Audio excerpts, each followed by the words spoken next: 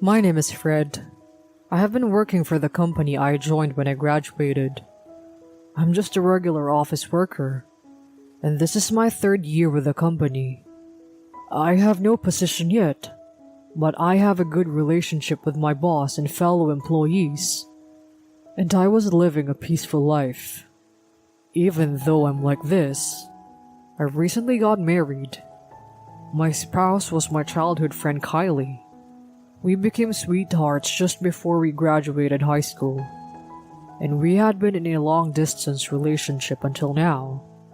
However, when Kylie moved to Los Angeles for a new job, we started to see each other and end up getting married. The marriage itself was smooth, and since we had known each other since childhood, neither of our parents were particularly opposed. Even people who had known us since we were in high school said, "So you're finally getting married?" It was not a particularly new feeling, but I was happy to be able to see that Kylie has the same last name as me. Now, I regret that I might not have been in the right mind. After our marriage, Kylie made a rule. That is, no matter how tired we were, we would share the household chores, and in the future, the childcare duties. The term house husband is so popular nowadays that men are expected to take care of the household as a matter of course. I have seen people who neglected their families, and as a result, their wives divorced them and they see their children only once a month or so. So when Kylie suggested this, I didn't think anything of it at first. In fact, I was aware that it was natural for us to share the household chores.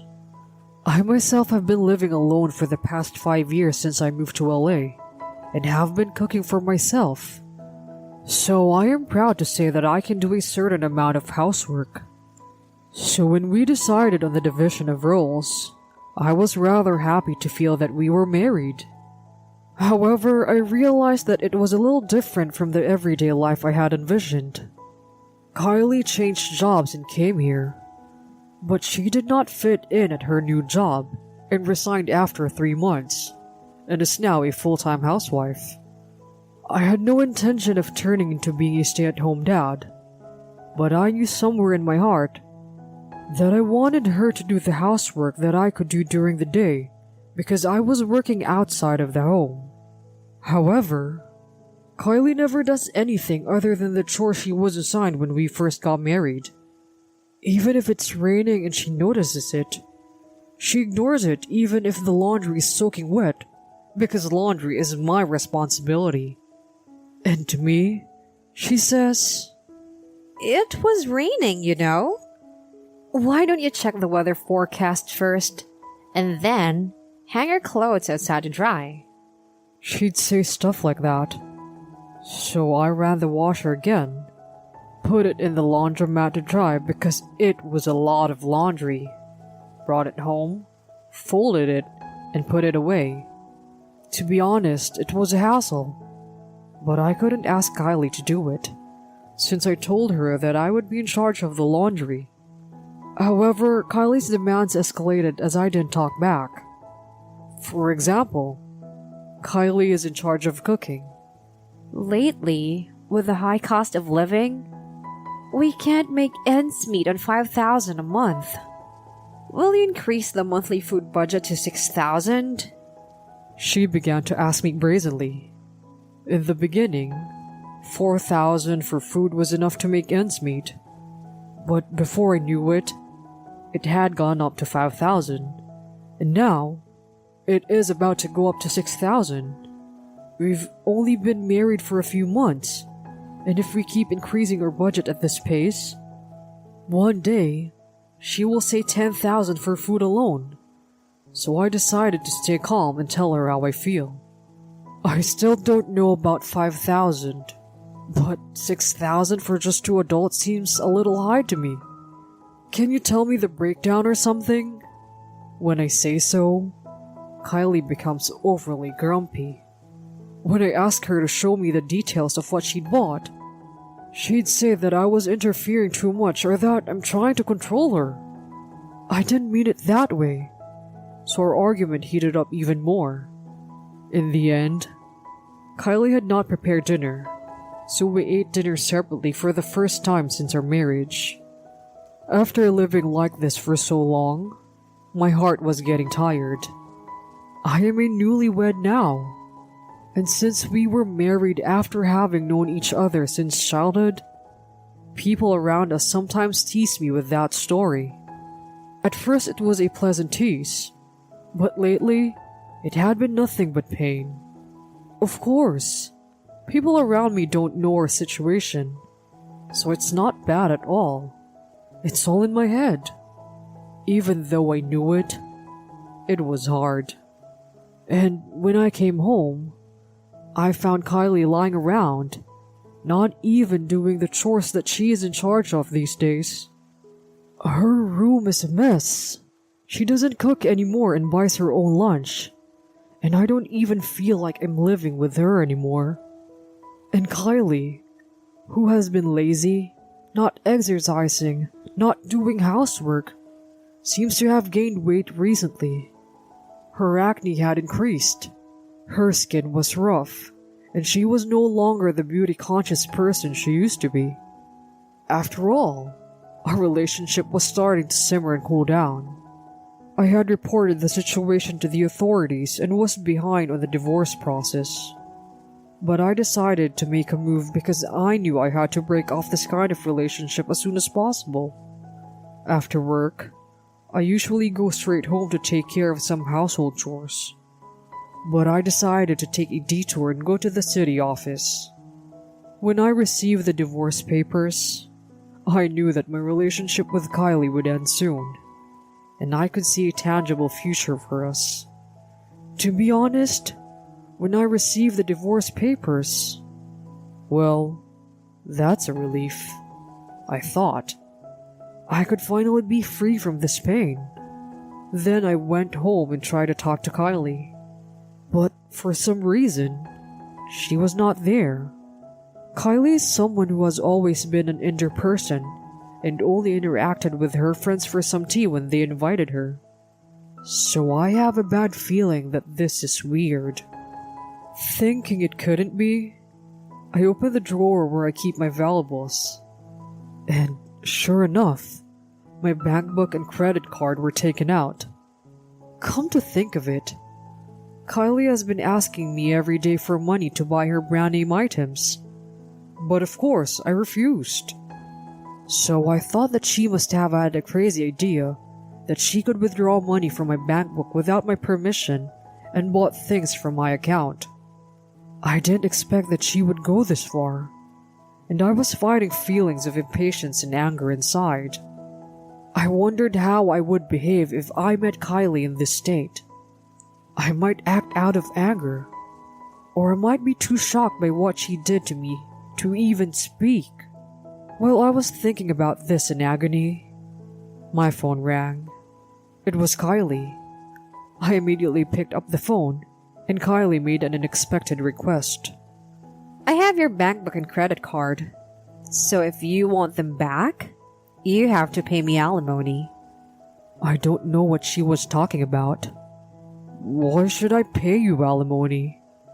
When I asked that, Kylie laughed really hard, as if she couldn't hold it anymore. And here, she made a shocking revelation. Oh, I didn't tell you. I have a boyfriend. I don't mean you, of course. He's a strong fighter. He has money, and I'm going to be his gangster wife. Got it? Alimony is something that a man has to pay. So when you divorce me, you need to have 100,000 in alimony ready. It was only a few seconds of words, but there was a lot of information contained therein. First, Kylie was having an affair, and if she said she's going to become his gangster wife, then the guy's in that line of work, and I was supposed to pay the alimony, and the amount was $100,000, which was crazy. While I was confused, Kylie continued. Oh, he wants to talk to you, so I'll switch with him. Without even waiting for my reply, I heard a rustling sound, and I was intimidated by her boyfriend with a voice so thick I could imagine his face. Hey, you heard from Kylie, so why don't you break up with her? Of course, you have no right of refusal. If you still refuse, I'll give you a taste of my hospitality. So please think about that, okay? After those words, Kylie's laughter echoed, and the phone call was cut short. I was dumbfounded to think that she would hold my bank book hostage and make such a demand of me. Even if she had my bank book and credit card, Kylie is not the owner of the account, so if she tried to withdraw the money, they would surely call me to confirm the withdrawal. So although I thought it was safe for the time being, I contacted the bank and shared the information with them in advance just in case. Just as I was wondering how I should settle things with Kylie, I came up with an idea. I would make her pay for making a fool of me and working with people in the underworld to bring me down.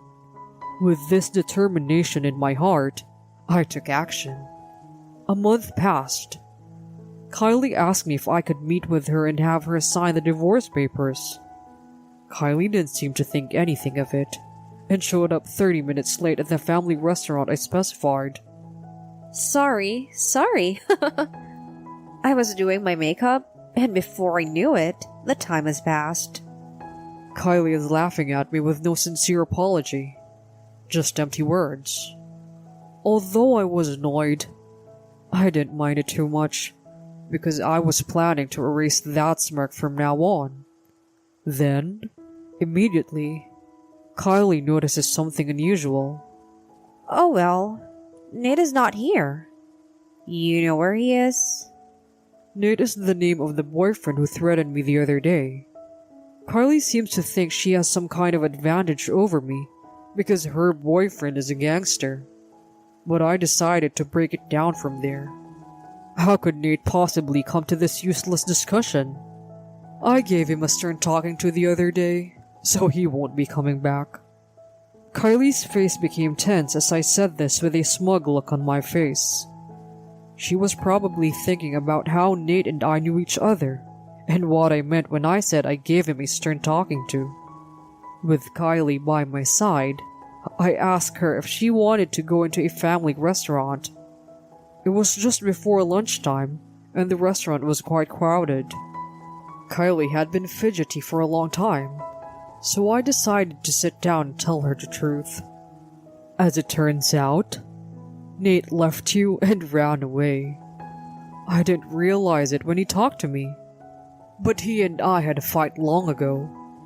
Kylie, who was drinking coffee with a lot of milk as well, almost spit it out when I said this over my coffee. What do you mean you had a fight? But Nate is a gangster. What does that have to do with you? Don't tell me you're trying to sway me with lies. I knew she didn't want to believe it, or something like that. But the fact that Nate didn't show up when the time came probably showed her the answer. You used to be my childhood friend, so you know what kind of guy you used to be, don't you? Kylie nodded slowly. In fact, although we have known each other since childhood, we didn't go to the same school until junior high school. Kylie went to a private school a little further away, and I went to a local public high school. Well, I was also affected by my surroundings, and there was a time when I was a naughty kid. At that time, I had a history of getting into a fight with Nate. I didn't care about the name of the person I got into a fight with, and now I don't have anything to do with fights. So I didn't really remember it until Nate found out my name and apologized to me. Kylie was looking very uncomfortable when she heard the story, and I showed her a shocking image that only made it worse. How could you do such an embarrassing thing with such impunity? I mean, think about the public nuisance. There are people who have been reported for doing such things at clubs, and it's the same thing, even if you're doing it in a karaoke room. The video I showed her was the scene where Kylie and Nate were having an affair. Actually, before I talked to Nate, I had a plan in mind, and I was going to give them hell with it. I had a plan to capture the scene of their lovemaking on film and expose it in front of her parents as proof of Kylie's cheating and make her apologize. I was actually working as a regular office worker and also doing detective work on the side. Since affairs often took place late at night or on holidays, I sometimes worked as a detective after finishing my regular work. But after I got married, I had no time for that, so I talked to the president of the agency and quit. However, my experience at the time came in handy, and I succeeded in obtaining evidence that showed their affair. I think it helped that Kylie did not know that I was working as a detective on the side, since we were having a long-distance relationship before we were married. Back to the story. It is true that even in a karaoke room, there are couples who have bad ideas, but there are also guys who try to peek into them. The karaoke place that Kylie and Nate entered had an unspoken agreement not to do so, but still, there were many people who came in and out with the intention of peeping on them. Perhaps because of this, someone had deliberately created a peephole through which they would record their disgusting behavior. When Kylie heard about it, she grabbed my phone and immediately deleted the video. Then, with tears in her eyes, she said, There is no way this is allowed. I've already erased it, so there's no proof, and I'm sorry for you. I will sue you for voyeurism and defamation. There's no way that kind of evidence is only on a smartphone. I also have it on my computer, and even if it was deleted, I can recover it within 30 days. And even if you say it's voyeurism, I can still claim legitimacy to collect evidence of the affair. Also, even if I counteract with Kylie's argument on the cheating side, it is a must that Kylie will eventually pay the fee. So if you want to sue, go ahead. I don't think anyone would dare take your side if you were connected to a gangster and even cheated with him. I smiled a victorious smile, and Kylie had no choice but to lower her head in frustration. After that, I asked Kylie for about $100,000, including the emotional distress I had suffered during the marriage and the affair. As I expected, Kylie said, You know, cheating on your wife is usually not worth hundreds of thousands or even thousands of dollars. This is outrageous. She was in a frenzy.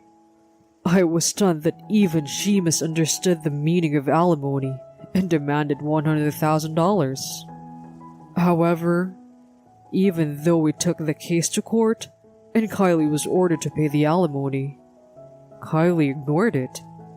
Eventually, I sent that embarrassing video to Kylie's parents' house where Kylie had fled. Then, Kylie's parents, who were very furious, dragged Kylie out and made her get down on her knees in front of me. They then handed me money in cash, and our relationship had been rectified. Of course, they returned my bank book and stuff. Incidentally, I also received money from Nate, and that has also been resolved.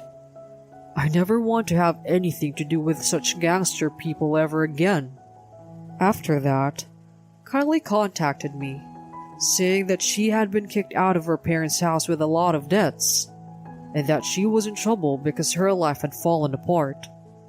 Naturally, I ignored her, but Kylie was persistent and even went as far as stalking me, so I called the police. She was arrested without a moment's hesitation. I don't know what happened to her, but she was found guilty of other crimes and is currently spending time in jail. And deep down, I thought that it serves her right.